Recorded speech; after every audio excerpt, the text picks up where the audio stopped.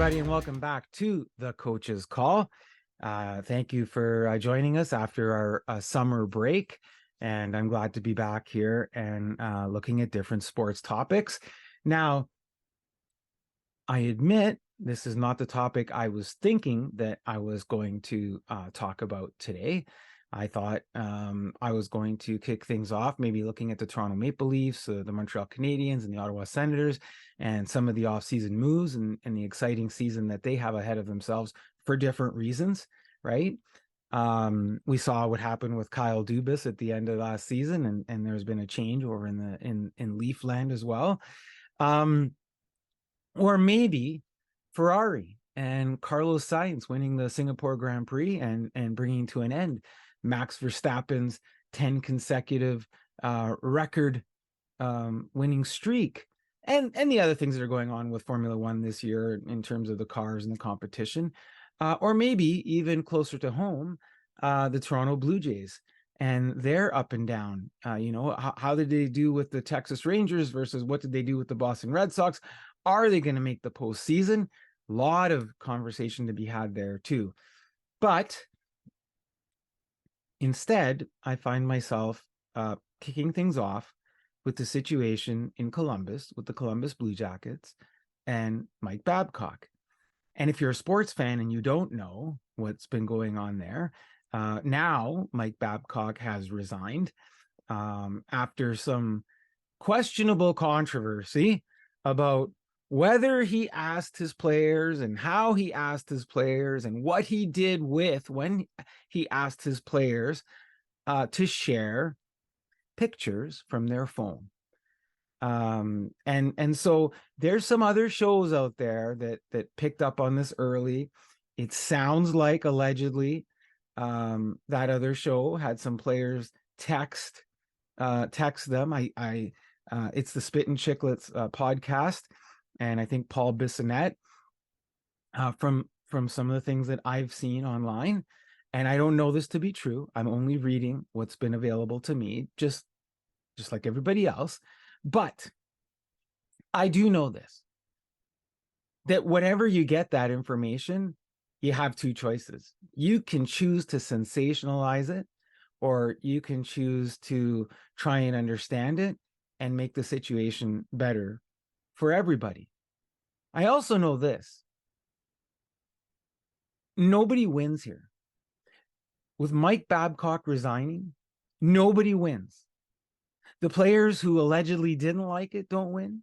The players who were okay with sharing their photos don't win. The fans don't win. Mike Babcock doesn't win. The Columbus Bluejackets don't win. The NHL doesn't win. Nobody wins with how this was handled and how the NHL and the Columbus Bluejackets allowed for these external resources to influence what was going to happen here. Part of my belief is that when we look at this situation, it's not the entire team that took umbrage with the ask, and we're going to talk about the ask in a second. Reports are that it's the younger players, maybe the younger players falling into Generation Z. And I talk about Generation Z over on themonthlysocial.com and understanding Generation Z. And I think that might be what the divide is here. So allegedly, Mike Babcock says to his team and players and says, hey, I want to get to know you better. Show me some of the pictures that you have on your phone. What happened this summer, or show me, your wedding, your kids, your pets. I don't know all the different details of what he asked, but the ask was, show me some pictures. And allegedly he took some of those pictures and then wanted to display them for everybody to see on his team so that they could all get to know each other. This is not an unusual team building exercise. In fact, it's actually quite normal. You have a new coach, you have a new situation, you're trying to build a culture, you want people to get together, you want people to not just show up at the rink, punch the card, and try to defend each other on the ice for who they are right there. But run a little deeper. Understand where everybody's coming from. Understand why everybody's playing the game, why they're showing up, who they're showing up for. Because when we all go to work, we go to work for ourselves, for my, I go to work for my own career and for the things that I want. But behind me, beside me, I do it for someone else too. And so do all those players in the NHL. They do it for somebody else as well as themselves. And so as a coach, Mike Babcock is likely going, I'm new. I want to build a new culture. What better way than to get to know everybody and what they do? Now, this was in some ways misconstrued or misinterpreted, taken offense by some, right? And there's other stories. I'm not there. Just like I know, unless Spittin' Chicklets is part of the Columbus Bluejackets, unless Paul Bissonnette is sitting right there in the room, he's just going with what another person is telling him. But I'm not in the room. And so allegedly part of the other story is, maybe Mike might have met with a player which wasn't on a Columbus Blue Jackets site, might have asked him for the phone to look through the phone. Let's even pretend for a moment that he did that. I'm going to pretend for a moment that I'm that player, and I have a couple of choices.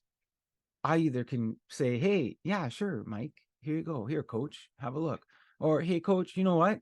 I got some personal photos I don't want you to see on there.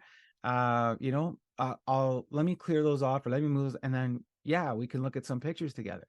I know some of you are going to say, boy, you're asking a lot. You just finished talking about Gen Z. You're asking a lot about them to be able to do that. Look, when you look at Gen Z and some of the statements they're making when it comes to employment, when it comes to salary, when it comes to letting people know what they want, you can't have it both ways. Okay.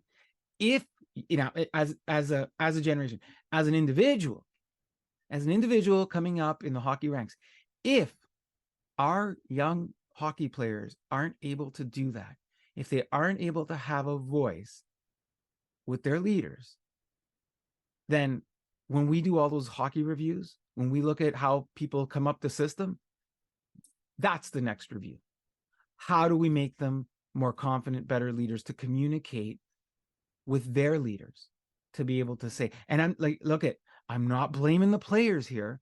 It is what it is in terms of how they're brought up. I'm saying the system. If the system hasn't prepared the player to have that type of conversation, then the system should be looked at. Alternatively, being able to let other leaders on the team say, hey, kid, he's not meaning anything by this. This is what he's trying to do, right? This is what he's trying to do. Let him explain it. Let him digest it. If there's still a problem, have an avenue for the player and the coach to explore that without blowing this up, without other shows coming in and blowing this up. And really, when I say everybody loses because every other coach will be on pins and needles when it comes to team building exercise, culture exercise, where you're trying to engage with the player and build something that isn't just that business, let's get down to business hockey relationship, where you can build a culture that goes and runs deeper. Now, I want to get to a statement. Mike Babcock said this: while meeting with our players and staff, I asked them to share off their phone family pictures as part of the process of getting to know them better. There was absolutely nothing more to it than that.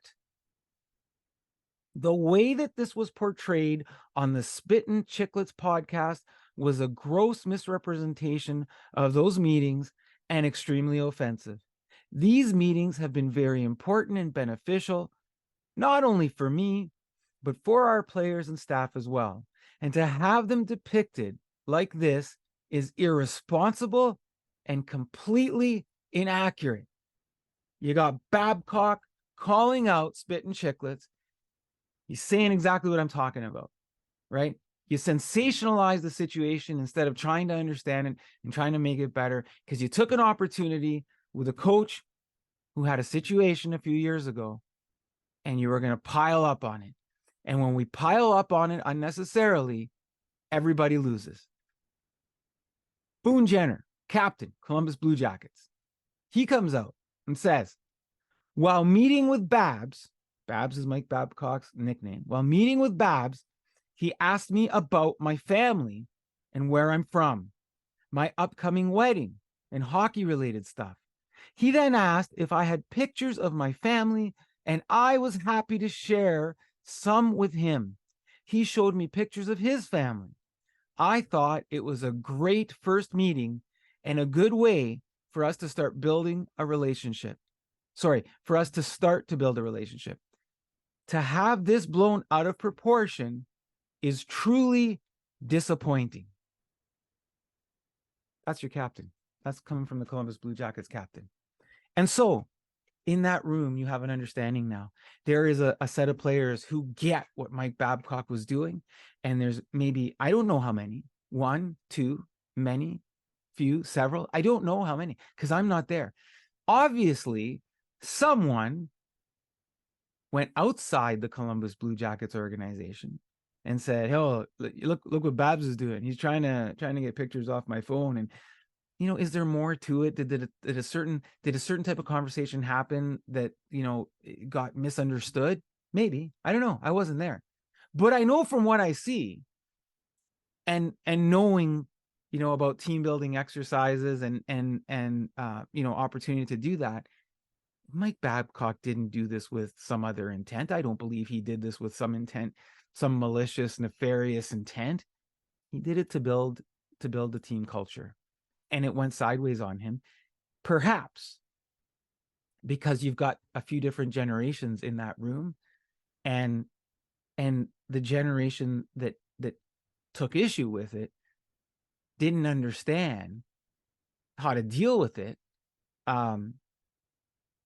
And it has to do with the system that they were brought up in. So rumors are Mike Babcock is never going to coach in the NHL again. You know what? If I'm Mike Babcock and this is what it is, I don't want to coach in the NHL again either. I think it's disappointing. I think that it was blown out of proportion. Knowing what we know about other situations in the NHL, of course we want to protect our players. We want to protect everybody. We want to protect our families. We want to protect our coaches, our GM. We want to protect the game too. All in a good way. But I think this was blown out of proportion. I think there's some shows out there that are irresponsible and they sensationalize for the sake of clicks. And I feel bad for everyone because I think everybody in this situation loses. Not the way I wanted to start the show, but that's the coach's call. Take care, everybody.